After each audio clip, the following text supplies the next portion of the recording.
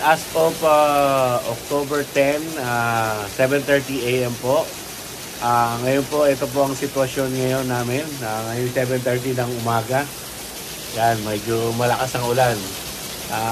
Ngayon po ay under kami, ayon po sa NOAA, under po kami ng condition number 1. Opposite po sa Pilipinas, ang condition number 1, ang signal number 1 sa atin ay okay pa. Dito medyo malakas na. Tapos ang bagyo, ina-expect po namin dumating mamayang alas 4 po ng hapon, no? So ngayon, ito na yung pagsisimula pa lang ng bagyo.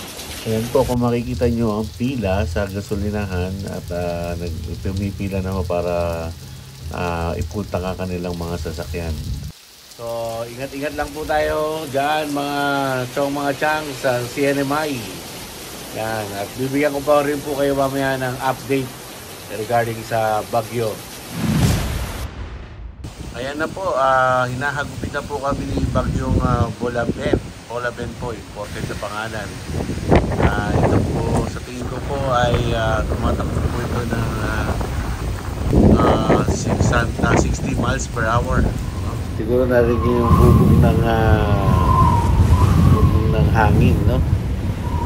As wala kang kuryente dahil dyan sa typhoon Bolaben. Ito, mainit. Tis-tis lang. Meron lang akong LED light. Yun, no? Di baterya. At saka may ventilator akong di baterya.